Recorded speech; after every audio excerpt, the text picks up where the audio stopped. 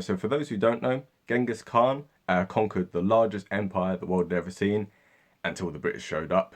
We won. But yeah, so yeah, the largest empire that the world had ever seen at that point. And basically his descendants ruled over a vast empire, stretching all the way from the Pacific to basically the borderlands of Europe. And Kublai Khan was one of his descendants, and he had his eyes set on Japan.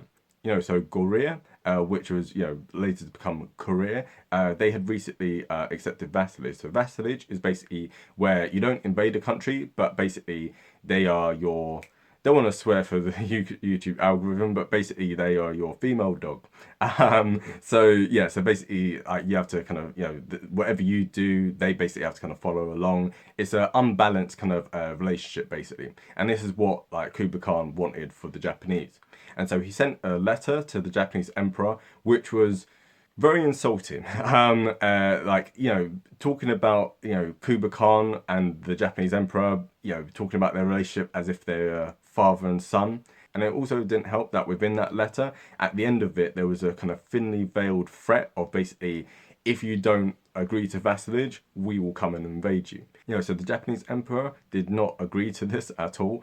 And so the Mongols decided to invade. So in 1274, the Mongols invaded Japan, and they managed to conquer a few islands along the way, and then landed a force of about 30,000 men on the Japanese coast. Now, the Japanese outnumbered the invaders, and so they were able to basically push them back to the sea, back to their ships in the famous Battle of Bunei. I think that's how you pronounce it.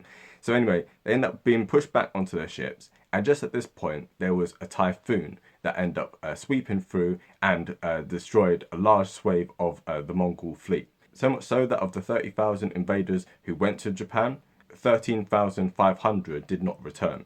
Now, not all of this was as a result of this so-called divine wind, or as the Japanese call it, kamikaze. Pay attention for that later, because we will be obviously going into depth on that. But yeah, not everyone was destroyed by this divine wind. Obviously, a number of them were killed by the Japanese defenders as well. But this basically tied in a lot to the national mythology of Japan, like Japan's national identity. So one of the major things about this, when we think about Japan, we think about the samurai, right? So the samurai were obviously a warrior class, and a lot of the mythology that they had, for lack of a better word, came from this moment, a lot of things were very much influenced by this invasion. In particular, like the concept of Zen and Bushido had huge influences on what would become samurai culture. And during this time, there's like a nice little story, which kind of like sums this up. So you had a local ruler in Japan called Tokimune. I'm gonna butcher his name. I don't need loads of people in the comment section correcting me on how to say his name. One person correct me on how to say his name, and that's it, okay? So Tokimune, basically he was scared because obviously the Mongols were the enemy right at the gates as such.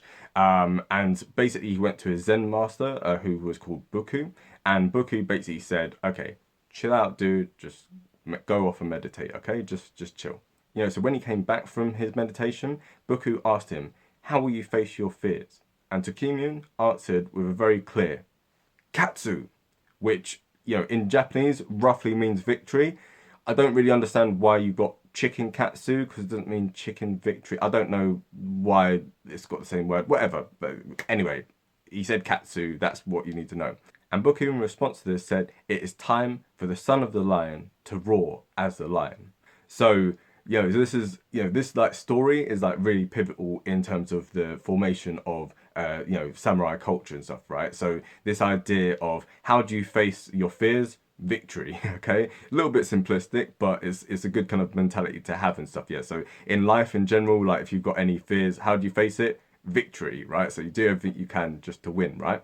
So the invasion of 1274 was obviously a massive disaster for the Mongols. And so what they did is repeated the same mistake, this time just on a bigger scale.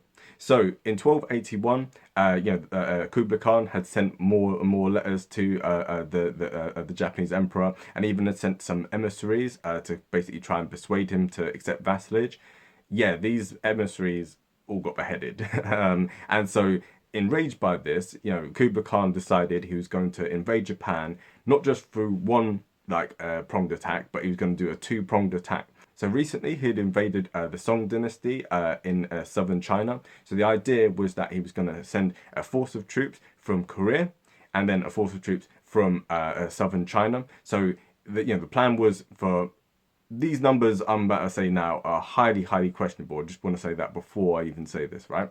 40,000 troops from Korea and 100,000 troops from southern China. Now, many different historians looking into these figures estimate that they might have exaggerated these 140,000 by either a factor of 2 or a factor of 10, because this is medieval times. Like, to get this many people on the boats and the logistics of it is just a nightmare. More likely than not, these figures are highly, highly exaggerated, but for argument's sake, let's just like run with them. So the Mongols invaded with this two-pronged attack, and what happened yet again was they landed, they got pushed back to their ships, and yet again, another typhoon hit. This time, even more devastating than the first one, right? So even when you look at like Chinese sources, Mongol sources, Korean sources, as well as obviously Japanese sources, right? They estimate that anywhere between 60 and 80% of like the force was completely destroyed, right? So however large that force is, we can have debate about that. Regardless, about 60 to 80% of them were wiped out by this typhoon. So this is completely devastating, right? This basically destroyed the Mongol navy, and Kublai Khan after this point was like, okay, take the hint now. I'm not gonna try and invade Japan again. Yeah, we're just gonna like let sleeping dogs lie. Just yeah.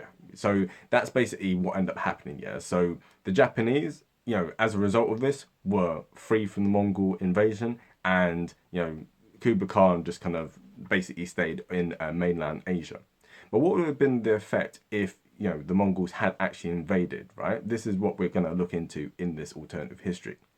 So first off, I want to give a massive shout out to whatifalthist. His channel is really much an inspiration. When it comes to the alternative history part of my channel, like his channel is kind of what I look to as the gold standard. And some of the videos he's done in particular, I might misquote the exact title of it, but he did one on what if the Mongols invaded Europe. And in that video, he basically outlined what happened when the Mongols invaded different countries, right? So when you look at places like Russia, places like China, Persia, the effect of the Mongol invasion was huge. First of all, you had a huge body count, right? Except for like communist dictators, the Mongols are like high up there in terms of mass murderers of all history, right? You're talking like tens of millions of people dead. So basically, if Japan had been invaded, first of all, you can expect like mountains and mountains of dead bodies, right? That's almost a complete certainty, especially with this much larger force that they had in 1281, combined with the fact of obviously you've already beaten them once, you've cut off the head of their emissaries, you've insulted like Kublai Khan, etc., etc.